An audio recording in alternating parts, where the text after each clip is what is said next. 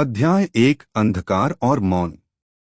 यह अध्याय Helen Keller के प्रारंभिक जीवन का मार्मिक चित्रण करता है, जो घोर अंधकार और पूर्ण मौन से घिरा हुआ था। उनका जन्म 27 जून 1880 को अलाबामा के टस्कुम्बिया नामक एक शांत गांव में हुआ था।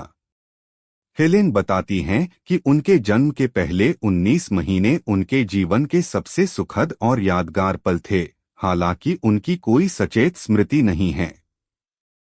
उन्हें याद है कि उनकी मां की कोमल गोद और दुनिया को छूने की शुरुआती उत्सुकता की कहानियां उनके परिवार द्वारा सुनाई जाती थीं।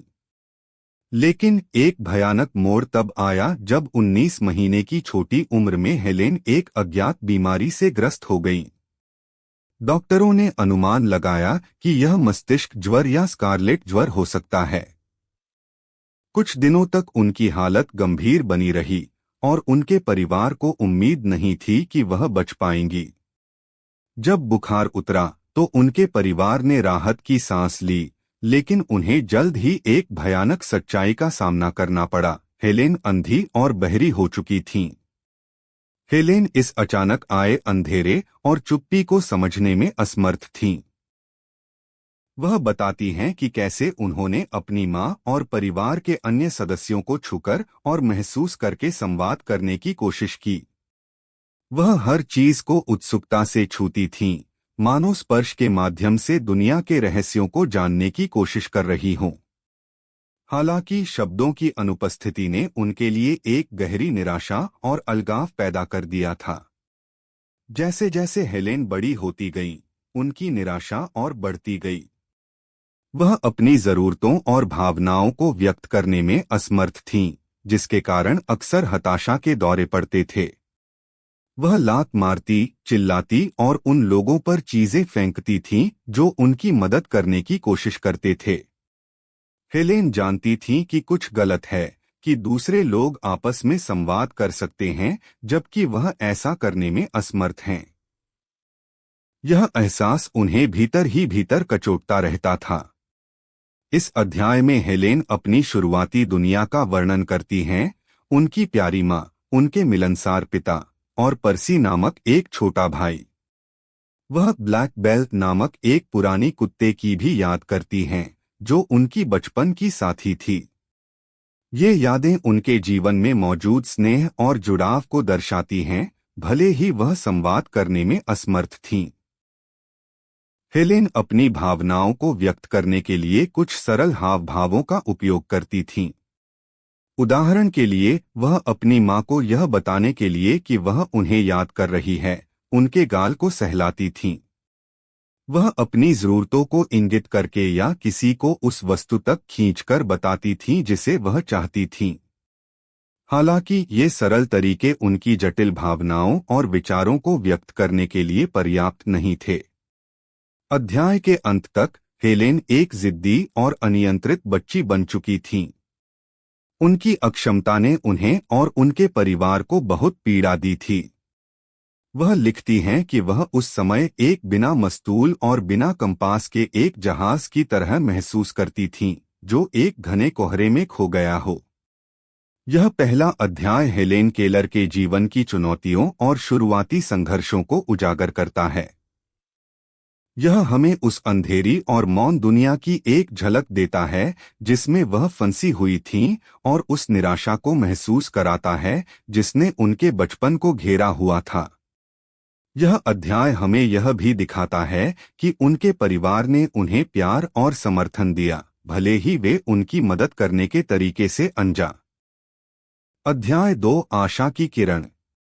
अध्याय 2 हेलेन केलर के जीवन में एक महत्वपूर्ण मोड़ का वर्णन करता है, एनी सुलिवन का उनके शिक्षक के रूप में आगमन। हेलेन बताती हैं कि कैसे उनके बचपन का अंधकार और मौन धीरे धीरे एनी सुलिवन के आने से आशा की एक किरण में बदलने लगा। हेलेन के बिगड़ते व्यवहार और संवाद करने में उनकी अक्षमता से उनके माता पिता बहुत चिंतित थे। उन्होंने कई डॉक्टरों से सलाह ली, लेकिन किसी के पास कोई समाधान नहीं था। आखिरकार उन्होंने अलेक्जेंडर ग्राहम बेल से मुलाकात की, जिन्होंने सुझाव दिया कि वे Perkins institution for the blind में मदद लें। इस संस्थान ने एनी सुलिवन को हेलेन के शिक्षक के रूप में नियुक्त किया। 3 मार्च 1887 का दिन हेलेन के जीवन में एक अविस्मरणीय दिन था।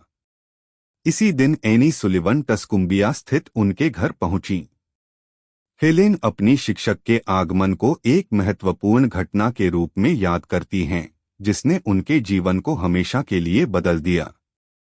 एनी सुलिवन एक युवा महिला थीं, जो खुद भी आंशिक रूप से अंधी थीं, लेकिन उनके पास दृढ़ संकल्प और हेलेन तक पहुंचने का एक अनूठा तरीका था। शुरुआत में हेलेन ने एनी सुलिवन के प्रयासों का कड़ा विरोध किया। वह एक जिद्दी और गुस्सैल बच्ची थीं और उन्हें किसी बाहरी व्यक्ति को अपने निजी स्थान पर हस्तक्षेप करना पसंद नहीं था। एनी सुलिवन ने धैर्य और दृढ़ता के साथ काम किया। उन्होंने हेलेन को वस्तुओं के नाम उनकी हथेली पर अक्षरों को उंगलियों से लिखकर सिखाना शुरू किया। हेलेन को तुरंत यह समझ में नहीं आया कि यह उंगली का खेल किसी वस्तु से कैसे संबंधित है। वह उत्सुकता से एनी सुलिवन की उंगलियों को पकड़ती थीं, लेकिन उन्हें यह अवधारणा समझ में नहीं आ रही थी कि हर चीज का एक नाम होता है। एनी सुलिवन ने हार नहीं मानी। वह हेलेन को पानी के पंप पर ले गई और जब पानी उनके एक हाथ पर बह रहा था तो उन्होंने दूसरे हाथ पर WATR लिखा। यह वह क्षण था जब हेलेन के जीवन में एक अद्भुत बदलाव आया। अचानक उन्हें यह एहसास हुआ कि एनी सुलिवन की उंगलियों से बनी आकृतियां उस ठंडी और गीली चीज का प्रतीक थीं जो उनके हाथ पर बह रही थी। यह उनके लिए एक अद्भुत रहस्योद्घाटन था, जैसे कि उनके बंद दिमाग का ताला खुल गया हो। उस दिन के बाद हेलेन की सीखने की प्यास कभी नहीं बुझी। एनी सुलिवन ने उन्हें लगातार नई चीजें सिखाईं। हर वस्तु, हर भावना का उनके हाथ पर एक नाम होता था। हेलेन ने दुनिया को नए सिरे से जानना शुरू कर दिया, स्पर्श के माध्यम से, अक्षरों के माध्यम से।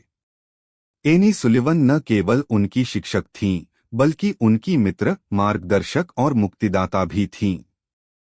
उन्होंने हेलेन को अनुशासन सिखाया, उन्हें धैर्य रखना सिखाया और उन्हें यह विश्वास दिलाया कि वह भी दूसरों की तरह सीख सकती हैं और समझ सकती हैं।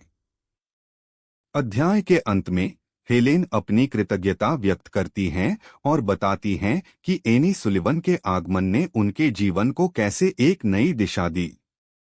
अंधकार और मौन के कारागार से निकलकर उन्होंने ज्ञान और समझ की दुनिया में कदम रखा।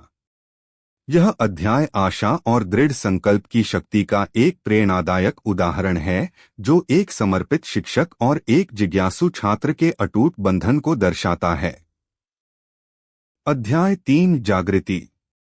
अध्याय 3 हेलेन केलर के जीवन में उस महत्वपूर्ण अवधि का वर्णन करता है जब एनी सुलिवन के मार्गदर्शन में उनकी सीखने की प्रक्रिया तेजी से आगे बढ़ी।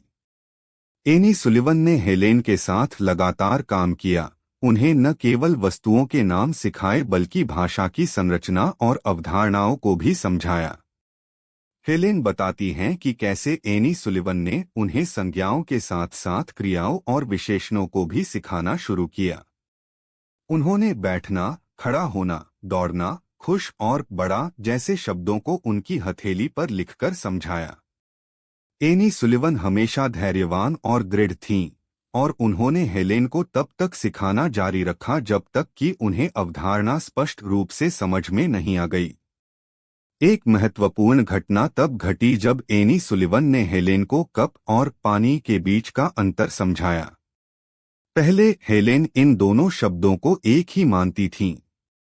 एनी सुलिवन ने एक कप में पानी डाला और फिर हेलेन के एक हाथ पर कप और दूसरे हाथ पर पानी लिखा। इस व्यावहारिक प्रदर्शन से हेलेन को यह समझने में मदद मिली कि ये दो अलग अलग चीजें हैं जिनके अलग अलग नाम हैं। यह उनके भाषाई विकास में एक बड़ी सफलता थी। हेलेन बताती हैं कि कैसे एनी सुलिवन उन्हें प्रकृति के बीच ले जाती थीं और हर चीज को छूकर और महसूस करके उसके बारे में बताती थीं। उन्होंने पेड़ों, फूलों, पक्षियों और कीड़ों के बारे में सीखा। एनी सुलिवन ने मिट्टी में अक्षर लिखकर उन्हें कहानियां और कविताएं भी सुनाईं। इस तरह हेलेन न केवल शब्द सीख रही थीं बल्कि दुनिया को भी समझ रही थीं। एनी सुलिवन ने हेलेन को वाक्य बनाना भी सिखाया। उन्होंने सरल वाक्यों से शुरुआत की और धीरे धीरे उन्हें अधिक जटिल संरचनाओं की ओर ले गईं। हेलेन को यह जानकर बहुत खुशी हुई कि वह अब अपने विचारों और भावनाओं को शब्दों के माध्यम से व्यक्त कर सकती हैं। यह उनके लिए एक नई स्वतंत्रता थी। इस अध्याय में हेलेन अपनी सीखने की उत्सुकता और ज्ञान के प्रति अपनी भूख का वर्णन करती हैं। वह बताती हैं कि कैसे हर नया शब्द उनके लिए एक नए दरवाजे की तरह था जो उन्हें दुनिया के बारे में और जानने का अवसर देता था। एनी सुलिवन ने न केवल उन्हें भाषा सिखाई बल्कि उनमें आत्मविश्वास और आत्मनिर्भरता की भावना भी जगाई। अध्याय के अंत तक हेलेन एक जिज्ञासु और उत्साही छात्रा बन चुकी थीं। एनी सुलिवन के अथक प्रयासों ने उनके जीवन में एक क्रांति ला दी थी। अंधकार और मौन की कैद से निकलकर हेलेन अब भाषा के माध्यम से दुनिया से जुड़ने में सक्षम थीं। यह अध्याय हेलेन के बौद्धिक जागरण और उनकी शिक्षक के समर्पण का एक प्रेरणादायक चित्रण है। अध्याय 4 पहला सबक। अध्याय 4 हेलेन केलर के शुरुआती औपचारिक शिक्षा के अनुभवों पर केंद्रित है, विशेष रूप से एनी सुलिवन के साथ उनके पहले व्यवस्थित पाठों पर। हेलेन बताती हैं कि कैसे एनी सुलिवन ने उनके सीखने को अधिक संरचित और केंद्रित करने का प्रयास किया। एनी सुलिवन ने हेलेन को नियमित रूप से एक निश्चित समय पर बैठाकर पढ़ना और लिखना सिखाना शुरू किया। उन्होंने रेत के ट्रे का उपयोग अक्षरों को बनाने और शब्दों को लिखने के लिए किया। हेलेन को यह नया तरीका थोड़ा उबाऊ और प्रतिबंधात्मक लगा, क्योंकि वह पहले स्वतंत्र रूप से वस्तुओं को छूकर और उनके नाम जानकर सीख रही थीं। इस अध्याय में हेलेन एक घटना का वर्णन करती हैं जो उनके शुरुआती सीखने के अनुभव को दर्शाती है। एनी सुलिवन ने उन्हें एमयूजी मग और WATER पानी शब्द सिखाए थे। एक दिन हेलेन ने अपनी गुड़िया के लिए एक नया शब्द सीखने की जिद की। एनी सुलिवन ने धैर्यपूर्वक DOLL गुड़िया शब्द उनकी हथेली पर लिखा। इसके बाद एनी सुलिवन ने हेलेन को एक शरारत करते हुए पकड़ा। हेलेन ने अपनी नई गुड़िया के लिए एक मग तोड़ दिया था। जब एनी सुलिवन ने उनसे पूछा कि किसने मग तोड़ा, तो हेलेन ने टीचर एनी सुलिवन शब्द लिखकर झूठ बोलने की कोशिश की। यह घटना एनी सुलिवन के लिए एक महत्वपूर्ण क्षण था। उन्होंने महसूस किया कि हेलेन न केवल शब्द सीख रही थीं, बल्कि उनका उपयोग जानबूझकर और कभी-कभी गलत तरीके से भी कर रही थीं। एनी सुलिवन ने तुरंत हेलेन को यह समझाया कि झूठ बोलना गलत है और उसे हमेशा सच बोलना चाहिए। यह हेलेन के लिए एक महत्वपूर्ण सबक था। उन्होंने पहली बार नैतिकता और सही गलत के बीच के अंतर को समझा। उन्हें यह एहसास हुआ कि शब्दों का उपयोग केवल वस्तुओं के नाम बताने के लिए नहीं बल्कि विचारों और भावनाओं को व्यक्त करने और सच्चाई को बताने के लिए भी किया जा सकता है। इस अध्याय में हेलेन अपनी शरारती बचपन की हरकतों और एनी सुलिवन के धैर्यपूर्ण मार्गदर्शन का वर्णन करती हैं। वह बताती हैं कि कैसे एनी सुलिवन ने न केवल उन्हें भाषा सिखाई बल्कि उन्हें नैतिक मूल्यों और सामाजिक व्यवहारों के बारे में भी जागरूक किया। अध्याय के अंत तक हेलेन ने महसूस किया कि सीखना केवल शब्दों को याद करना नहीं है, बल्कि समझ, सच्चाई और जिम्मेदारी को भी शामिल करता है। यह अध्याय हेलेन के बौद्धिक और नैतिक विकास में एक महत्वपूर्ण कदम को दर्शाता है, जहां उन्हें भाषा के वास्तविक अर्थ और शक्ति का एहसास होता है। अध्याय 5 ब्रेल और पढ़ना। अध्याय 5 हेलेन केलर के जीवन में एक और महत्वपूर्ण प्रगति का वर्णन करता है, ब्रेल लिपि की खोज और पढ़ने की क्षमता का विकास। हेलेन बताती हैं कि कैसे एनी सुलिवन ने उन्हें ब्रेल अक्षरों से परिचित कराया, जो उभरे हुए बिंदुओं की एक प्रणाली है जिसका उपयोग नेत्रहीन लोग पढ़ते हैं। शुरुआत में हेलेन ब्रेल अक्षरों को समझने में थोड़ी मुश्किल महसूस कर रही थीं। उभरे हुए बिंदुओं को पहचानना और उन्हें अक्षरों और शब्दों से जोड़ना उनके लिए एक नई चुनौती थी। हालांकि एनी सुलिवन के धैर्य और लगातार प्रयासों से हेलेन धीरे धीरे ब्रेल लिपि को समझने लगी। एनी सुलिवन ने लकड़ी के ब्लॉक पर उभरे हुए अक्षर बनवाए थे, जिससे हेलेन को उन्हें छूकर पहचानने में मदद मिली। इसके बाद उन्होंने ब्रेल स्लेट और स्टाइलस का उपयोग करके हेलेन को लिखना सिखाना शुरू किया। हेलेन को यह नया तरीका बहुत दिलचस्प लगा, क्योंकि अब वह न केवल पढ़ सकती थीं बल्कि अपने विचार भी लिख सकती थीं।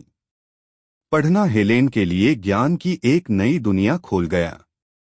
एनी सुलिवन उन्हें ब्रेल में लिखी हुई कहानियां और कविताएं पढ़कर सुनाती थीं। हेलेन को कहानियां सुनना बहुत पसंद था और वह कल्पना की एक नई दुनिया में खो जाती थीं। उन्होंने महसूस किया कि किताबें ज्ञान और मनोरंजन का एक अटूट स्रोत हैं। इस अध्याय में हेलेन अपनी पहली पढ़ी हुई कहानियों का उत्साहपूर्वक वर्णन करती हैं।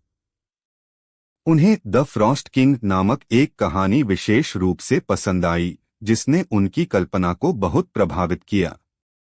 पढ़ना उनके लिए न केवल एक सीखने का माध्यम था बल्कि आनंद और मनोरंजन का भी एक स्रोत बन गया।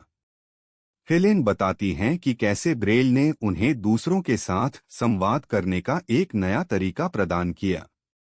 वह अब अपने विचारों और भावनाओं को लिखकर व्यक्त कर सकती थीं और दूसरों के लिखे हुए संदेशों को पढ़ सकती थीं।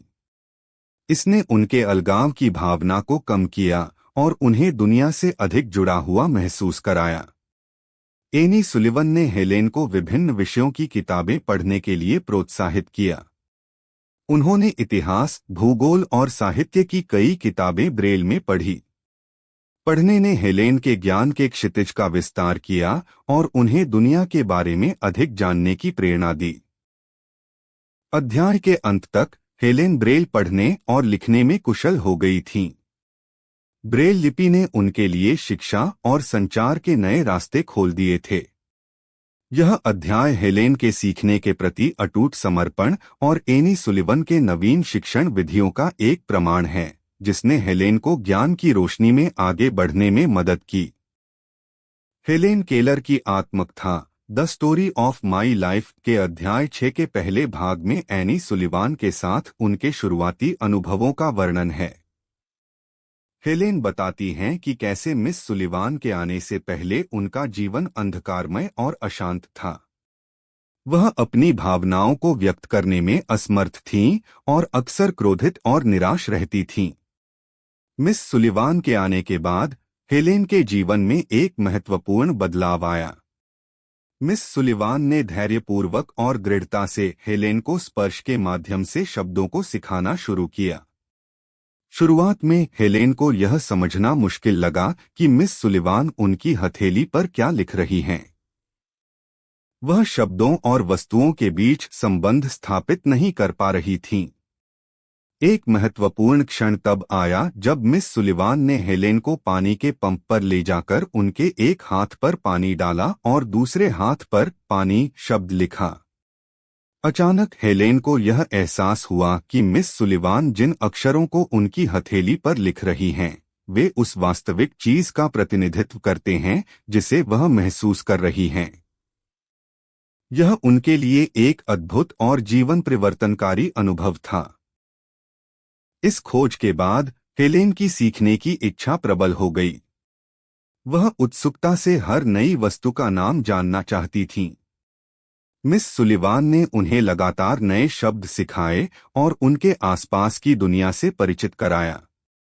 हेलेन ने जल्द ही अक्षरों को जोड़कर शब्द बनाना और सरल वाक्य समझना सीख लिया।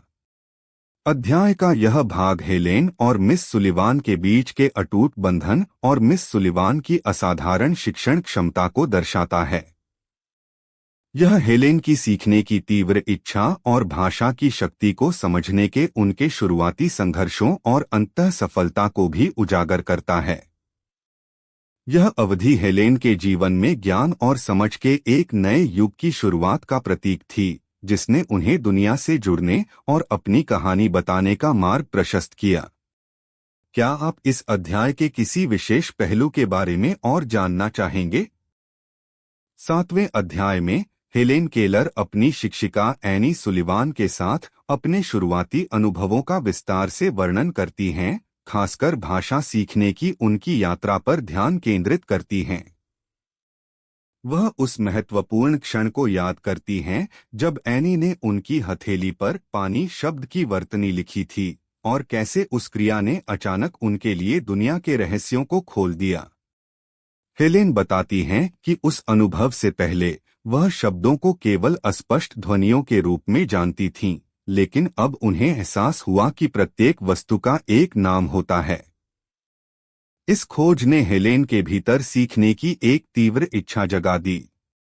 वह उत्सुकता से अपने आसपास की हर चीज का नाम पूछती थीं और एनी धैर्यपूर्वक उनकी हथेली पर अक्षरों की वर्तनी लिखती थीं। हेलेन बताती हैं कि कैसे यह शब्द खेल उनके लिए एक रोमांचक गतिविधि बन गई और उन्होंने बहुत तेजी से नई शब्दावली सीखी। अध्याय में हेलेन अपनी भावनात्मक प्रतिक्रियाओं का भी वर्णन करती हैं जब उन्हें पहली बार भाषा का अर्थ समझ में आया। उन्हें खुशी, आश्चर्य और कृतज्ञता महसूस हुई कि अब वह दूसरों के साथ संवाद कर सकती हैं और अपने विचारों और भावनाओं को व्यक्त कर सकती हैं। यह उनके अलगाव और निराशा की लंबी अवधि के बाद एक महत्वपूर्ण सफलता थी।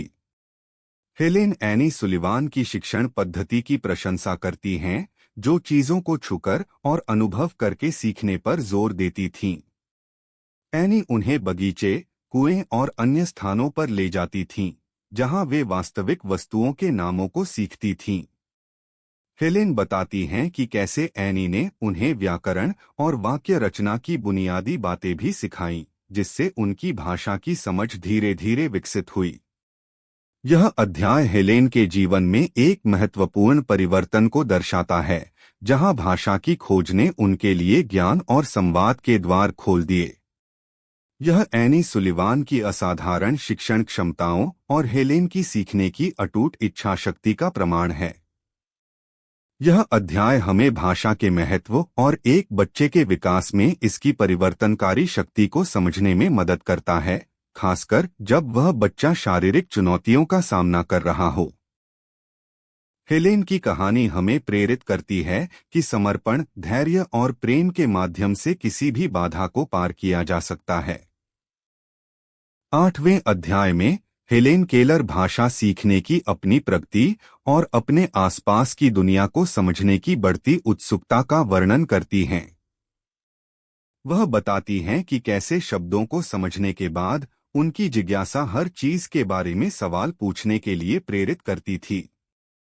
एनी सुलिवान धैर्यपूर्वक उनकी सभी पूछताछों का जवाब देती थीं, जिससे हेलेन के ज्ञान का दायरा लगातार बढ़ता गया। हेलेन उन शुरुआती पाठों को याद करती हैं जिनमें एनी ने उन्हें स्पर्श के माध्यम से विभिन्न वस्तुओं और अवधारणाओं के बारे में सिखाया था। वह प्रकृति के प्रति अपने बढ़ते प्रेम का वर्णन करती हैं, जिसमें पेड़, फूल और जानवर शामिल हैं, जिन्हें वह छूकर और महसूस करके अनुभव करती थीं। एनी उन्हें अक्सर बाहर ले जाती थीं, जिससे हेलेन को दुनिया की सुंदरता और जटिलता का प्रत्यक्ष अनुभव मिलता था। इस अध्याय में हेलेन विशेष रूप से प्रेम शब्द को समझने के लिए अपने संघर्ष का उल्लेख करती हैं। वह बताती हैं कि कैसे उन्होंने इस अमूर्त अवधारणा को समझने के लिए एनी से कई सवाल पूछे, लेकिन शुरू में उन्हें संतोषजनक उत्तर नहीं मिला। अंततः एनी ने उन्हें समझाया कि प्रेम उनके दिल में महसूस होने वाली एक कोमल भावना है, जैसे सूरज की गर्मी और फूलों की खुशबू। इस स्पष्टीकरण ने हेलेन को प्रेम की अवधारणा को समझने में मदद की और उनके मन में एक नई स्पष्टता आई।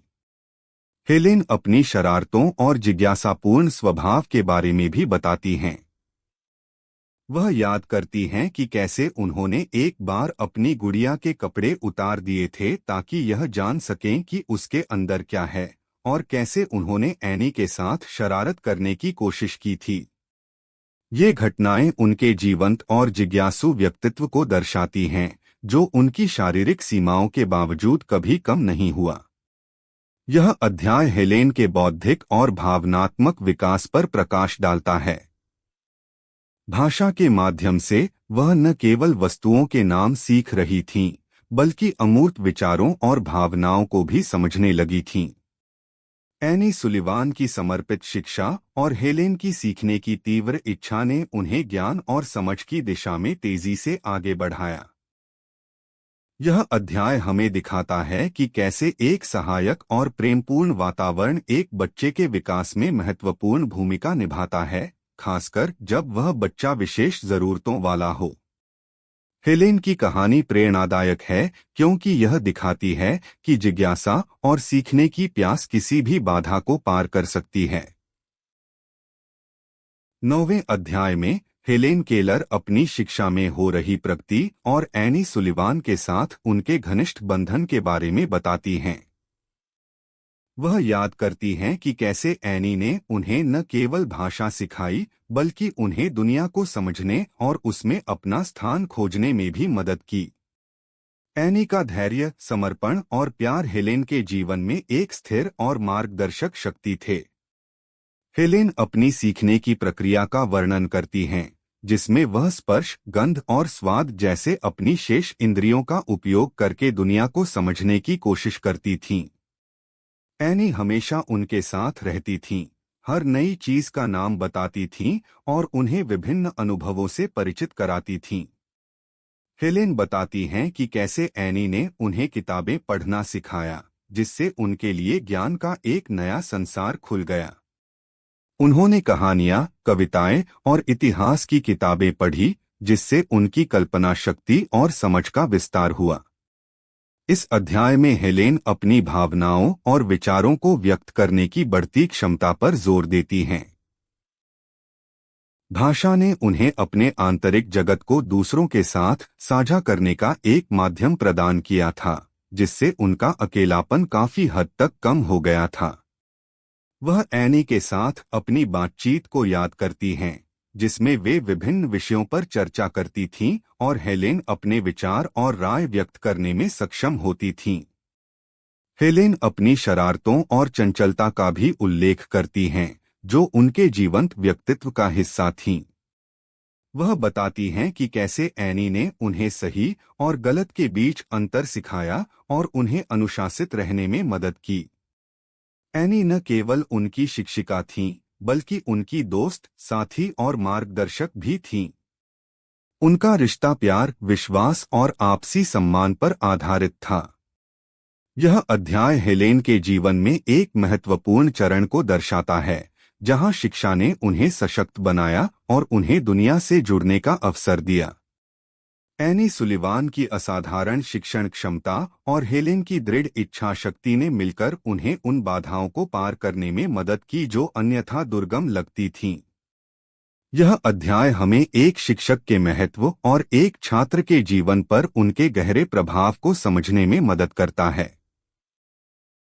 हेलेन की कहानी आशा और दृढ़ता का एक शक्तिशाली संदेश देती है। यह दर्शाती है कि सही मार्गदर्शन और समर्थन के साथ कोई भी अपनी सीमाओं से आगे बढ़ सकता है। 10वें अध्याय में हेलेन केलर अपनी शिक्षा के अगले चरण और एनी सुलिवान के साथ अपनी यात्रा का वर्णन करती हैं, जिसमें वे बोस्टन में Perkins institution for the blind में जाती हैं। यह उनके लिए एक नया और रोमांचक अनुभव था, जहां उन्हें अन्य नेत्रहीन बच्चों से मिलने और सीखने का अवसर मिला। हेलेन इस नए वातावरण के प्रति अपनी उत्सुकता और थोड़ी घबराहट को व्यक्त करती हैं। परकिंस इंस्टीट्यूशन में हेलेन ने ब्रेल लिपि सीखी, जो नेत्रहीन लोगों के लिए पढ़ने और लिखने की एक प्रणाली है। वह बताती हैं कि कैसे ब्रेल ने उनके लिए ज्ञान का एक और द्वार खोल दिया, जिससे वह स्वतंत्र रूप से किताबें पढ़ सकती थीं और अपने विचारों को लिख सकती थीं। उन्हें विभिन्न विषयों का अध्ययन करने का अवसर मिला, जिसमें भूगोल, इतिहास और अंकगणित शामिल थे। हेलेन सीखने के लिए बहुत उत्सुक थीं और उन्होंने हर अवसर का पूरा उपयोग किया। इस अध्याय में हेलेन परकिंस इंस्टीट्यूशन के शिक्षकों और छात्रों के प्रति अपनी कृतज्ञता व्यक्त करती हैं। उन्होंने वहां कई दोस्त बनाए और महसूस किया कि वह एक ऐसे समुदाय का हिस्सा हैं जो उनकी चुनौतियों को समझते हैं। यह उनके लिए एक महत्वपूर्ण अनुभव था, क्योंकि इससे पहले उनका अधिकांश समय मुख्य रूप से एनी सुलिवान के साथ ही बीता था। हेलेन अपनी प्रगति और नई चीजों को सीखने की खुशी का वर्णन करती हैं।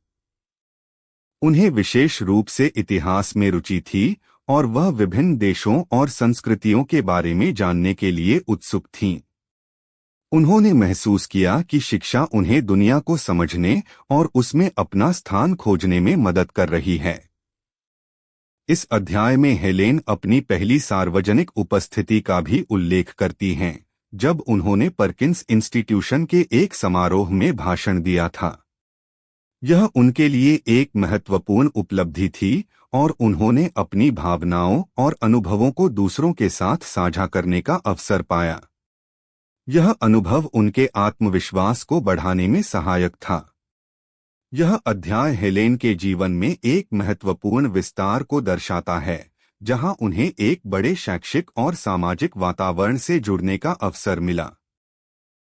परकिंस इंस्टीट्यूशन ने उन्हें न केवल ज्ञान प्राप्त करने में मदद की, बल्कि उन्हें एक समुदाय का हिस्सा होने का भी एहसास दिलाया। एनी सुलिवान उनके साथ थीं, उनका मार्गदर्शन करती थीं और उन्हें नए अनुभवों के अनुकूल होने में मदद करती थीं। यह अध्याय हेलेन की सीखने की अटूट इच्छा शक्ति और उनके जीवन में आने वाले सकारात्मक परिवर्तनों का प्रमाण है।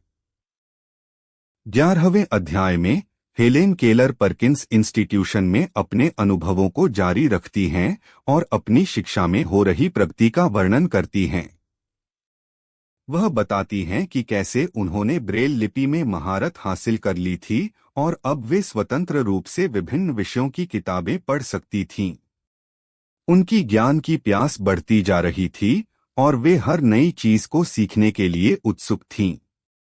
हेलेन अपनी पढ़ाई के बारे में विस्तार से बताती हैं, जिसमें अंग्रेजी साहित्य, इतिहास, भूगोल और अंकगणित शामिल थे। उन्हें विशेष रूप से कविताएं पढ़ना पसंद था और वे जॉन मिल्टन और ओलिवर वेंडेल होम्स जैसे कवियों के कार्यों से बहुत प्रभावित थीं।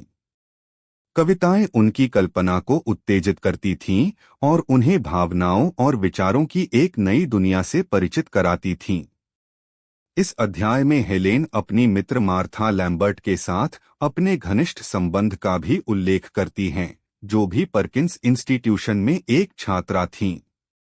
मार्था के साथ उनकी दोस्ती गहरी और स्थायी थी और वे एक दूसरे के साथ अपने विचारों, भावनाओं और अनुभवों को साझा करती थीं।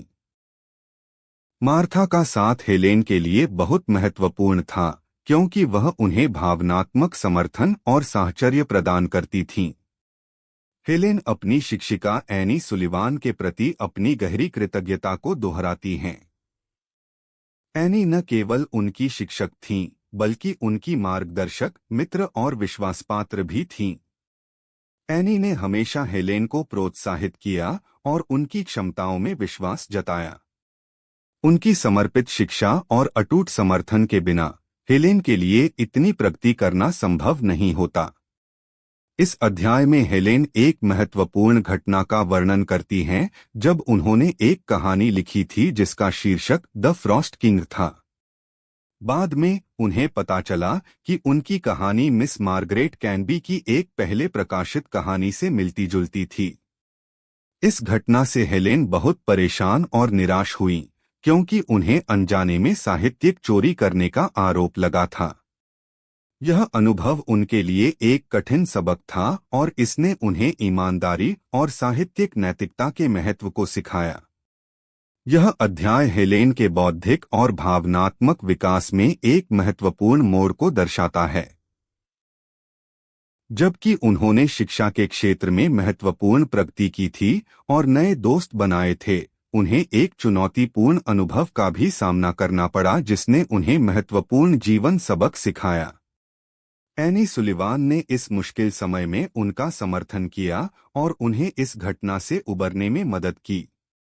यह अध्याय हमें दिखाता है कि सीखने की प्रक्रिया में गलतियां और चुनौतियां अपरिहार्य हैं, लेकिन उनसे सीखना और आगे बढ़ना महत्वपूर्ण है। 12वें अध्याय में Helen Keller the Frost king की घटना के बाद अपनी भावनाओं और अनुभवों पर गहराई से विचार करती हैं। साहित्यिक चोरी के अनजाने आरोप ने उन्हें बहुत आहत और भ्रमित कर दिया था। उन्हें समझ नहीं आ रहा था कि कैसे उनकी अपनी कहानी किसी और की कहानी से इतनी मिलती जुलती हो सकती है। इस घटना ने उनके आत्मविश्वास को हिला दिया और उन्हें अपनी रचनात्मक क्षमताओं पर संदेह होने लगा। हेलेन बताती हैं कि इस मुश्किल समय में एनी सुलिवान ने उनका पूरा समर्थन किया। एनी ने उन्हें समझाया कि अनजाने में ऐसा हो सकता है, खासकर तब जब कोई व्यक्ति कई कहानियां पढ़ता है और उनके विचार अवचेतन मन में कहीं न कहीं संग्रहित हो जाते हैं। एनी ने हेलेन को निराश न होने और अपनी पढ़ाई जारी रखने के लिए प्रोत्साहित किया। उन्होंने हेलेन को साहित्यिक ईमानदारी और मूल विचारों के महत्व के बारे में सिखाया। इस अध्याय में हेलेन परकिंस इंस्टीट्यूशन के निदेशक मिस्टर एनाग्नोस के प्रति अपनी भावनाओं को भी व्यक्त करती हैं। मिस्टर एनाग्नोस ने शुरू में हेलेन की प्रतिभा और प्रगति की बहुत प्रशंसा की थी, लेकिन द फ्रॉस्ट किंग की घटना के बाद वे बहुत निराश हुए थे। हेलेन को उनकी निराशा से बहुत दुख हुआ और वह उनकी राय को महत्व देती थीं। धीरे धीरे समय बीतने के साथ और सच्चाई सामने आने के बाद मिस्टर एनाग्नोस का रवैया भी बदला और उन्होंने हेलेन को फिर से अपना समर्थन दिया। हेलेन अपनी पढ़ाई में वापस ध्यान केंद्रित करने की कोशिश करती हैं और अपनी गलतियों से सीखती हैं। वह बताती हैं कि इस घटना ने उन्हें और अधिक सावधान और सतर्क बना दिया। उन्होंने साहित्यिक कार्यों को और अधिक गहराई से समझना शुरू कर दिया और मूल विचारों के महत्व को पहचाना। इस अध्याय में हेलेन अपनी ग्रीष्मकालीन छुट्टियों का भी उल्लेख करती हैं, जिसे उन्होंने अपने परिवार के साथ बिताया था। घर वापस आकर और अपने प्रियजनों के साथ समय बिताकर उन्हें शांति और सुकून मिला। अपने परिवार का प्यार और समर्थन उनके लिए हमेशा एक बड़ी ताकत रहा था। यह अध्याय हेलेन के जीवन में एक महत्वपूर्ण मोड़ को दर्शाता है, जहां उन्होंने एक कठिन अनुभव का सामना किया और उससे महत्वपूर्ण सबक सीखा। द फ्रॉस्ट किंग की घटना ने उन्हें साहित्यिक चोरी की गंभीरता और मूल विचारों के महत्व को समझाया। एनी सुलिवान के मार्गदर्शन और अपने परिवार के समर्थन से हेलेन इस चुनौती से उबरने और अपनी शिक्षा जारी रखने में सक्षम रहीं। यह अध्याय हमें सिखाता है कि गलतियां सीखने की प्रक्रिया का एक हिस्सा हैं और उनसे सीखकर हम मजबूत और समझदार बन सकते हैं। 13वें अध्याय में हेलेन केलर अपनी शिक्षा के प्रति अपने बढ़ते समर्पण और विभिन्न विषयों में अपनी रुचि का विस्तार से वर्णन करती हैं। द फ्रॉस्ट किंग की घटना के बाद उन्होंने अपनी पढ़ाई पर और भी अधिक ध्यान केंद्रित किया और अपनी गलतियों से सीखने का प्रयास किया। वह बताती हैं कि कैसे उन्होंने अंग्रेजी साहित्य, इतिहास, भूगोल और विशेष रूप से लैटिन भाषा के अध्ययन में गहराई से रुचि लेना शुरू कर दिया था। हेलेन लैटिन भाषा सीखने की अपनी चुनौतियों और आनंदों का वर्णन करती हैं। उन्हें यह भाषा तार्किक और संरचित लगी और उन्होंने इसके व्याकरण और वाक्य रचना को समझने में बहुत रुचि दिखाई। एनी सुलिवान ने उन्हें लैटिन सिखाने में महत्वपूर्ण भूमिका निभाई, धैर्यपूर्वक उन्हें नियमों और अपवादों को समझाया। हेलेन को यह महसूस हुआ कि लैटिन का अध्ययन करने से उन्हें अंग्रेजी भाषा की अपनी समझ को बेहतर बनाने में भी मदद मिली। इस अध्याय में हेलेन अपनी अन्य गतिविधियों और रुचियों का भी उल्लेख करती हैं। उन्हें नौकायन और तैराकी में बहुत आनंद आता था और वे अक्सर एनी और अपने दोस्तों के साथ पानी में समय बिताती थीं। प्रकृति के प्रति उनका प्रेम अटूट था और वे हर मौसम में बाहर घूमने और प्राकृतिक सुंदरता का अनुभव करने के लिए उत्सुक रहती थीं। हेलेन अपनी सामाजिक गतिविधियों और परकिंस इंस्टीट्यूशन में अपने दोस्तों के साथ बिताए पलों को भी याद करती हैं। वे एक दूसरे के साथ कहानियां साझा करते थे, खेलते थे और विभिन्न गतिविधियों में भाग लेते थे। हेलेन ने महसूस किया कि उनके दोस्त उनके जीवन का एक महत्वपूर्ण हिस्सा थे और उन्होंने उन्हें भावनात्मक समर्थन और साहचर्य प्रदान किया। इस अध्याय में हेलेन अपनी भविष्य की योजनाओं और उच्च शिक्षा प्राप्त करने की अपनी इच्छा के बारे में भी बात करती हैं। वह कॉलेज जाने और अपनी पढ़ाई को और आगे बढ़ाने के लिए दृढ़ संकल्पित थीं। उन्हें विश्वास था कि शिक्षा उन्हें अपने लक्ष्यों को प्राप्त करने और दुनिया में अपना योगदान देने में मदद करेगी।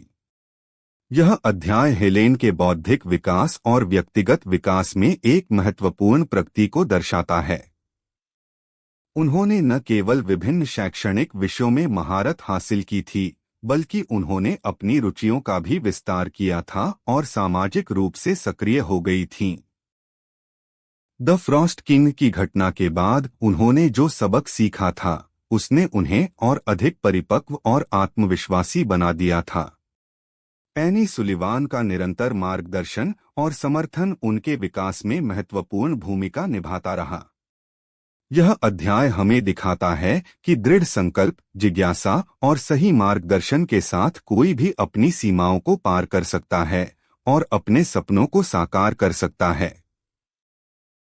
14वें अध्याय में हेलेन केलर अपनी कॉलेज की प्रवेश परीक्षा की तैयारी और रेडक्लिफ कॉलेज में प्रवेश पाने की अपनी महत्वाकांक्षा के बारे में बताती हैं। वह उच्च शिक्षा प्राप्त करने के अपने दृढ़ संकल्प को व्यक्त करती हैं, यह मानते हुए कि यह उन्हें ज्ञान प्राप्त करने और दुनिया में एक सार्थक योगदान देने में सक्षम बनाएगा। हेलेन अपनी पढ़ाई की कठोरता और एनी सुलिवान के अथक समर्थन का वर्णन करती हैं। एनी उनके साथ हर कक्षा में बैठती थीं और प्रोफेसरों के व्याख्यानों को उनकी हथेली पर सांकेतिक भाषा में अनुवादित करती थीं। यह प्रक्रिया बहुत चुनौतीपूर्ण और थकाऊ थी, लेकिन हेलेन अपनी शिक्षा के लिए दृढ़ थीं और एनी उनके साथ कदम से कदम मिलाकर चलती थीं। इस अध्याय में हेलेन अपनी विभिन्न विषयों की पढ़ाई के बारे में विस्तार से बताती हैं, जिसमें ग्रीक, लैटिन, जर्मन और अंग्रेजी साहित्य शामिल थे।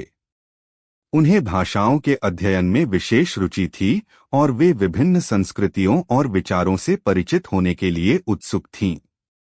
उन्हें कविताएं और क्लासिक साहित्य पढ़ना बहुत पसंद था और इन रचनाओं ने उनकी कल्पना और समझ को समृद्ध किया। हेलेन अपनी प्रवेश परीक्षा के अनुभवों को भी साझा करती हैं। वह बताती हैं कि परीक्षा कितनी चुनौतीपूर्ण थी, खासकर समय की कमी और सांकेतिक भाषा के माध्यम से जानकारी प्राप्त करने की कठिनाई को देखते हुए। हालांकि उन्होंने अपनी मेहनत और तैयारी पर भरोसा रखा और अपना सर्वश्रेष्ठ प्रदर्शन करने का प्रयास किया। इस अध्याय में हेलेन रेडक्लिफ कॉलेज में प्रवेश के परिणाम का बेसब्री से इंतजार करने की अपनी भावनाओं को व्यक्त करती हैं। यह उनके जीवन का एक महत्वपूर्ण मोड़ था और उन्हें उम्मीद थी कि उन्हें अपनी शैक्षणिक आकांक्षाओं को आगे बढ़ाने का अवसर मिलेगा। जब उन्हें प्रवेश की स्वीकृति का समाचार मिला, तो उनकी खुशी की कोई सीमा नहीं थी। यह उनकी कड़ी मेहनत, समर्पण और एनी सुलिवान के अटूट समर्थन का परिणाम था। यह अध्याय हेलेन के दृढ़ संकल्प और महत्वाकांक्षा का एक शक्तिशाली चित्रण है। शारीरिक चुनौतियों का सामना करने के बावजूद उन्होंने उच्च शिक्षा प्राप्त करने के अपने लक्ष्य को कभी नहीं छोड़ा। एनी सुलिवान के साथ उनका अटूट बंधन और उनकी अथक मेहनत ने उन्हें उस मुकाम तक पहुंचाया जहां उन्होंने प्रतिष्ठित रेडक्लिफ कॉलेज में प्रवेश प्राप्त किया। यह अध्याय हमें सिखाता है कि दृढ़ इच्छा शक्ति और सही मार्गदर्शन के साथ कोई भी बाधा अजेय नहीं है और सपनों को साकार किया जा सकता है। हेलेन की कहानी प्रेरणा और दृढ़ता का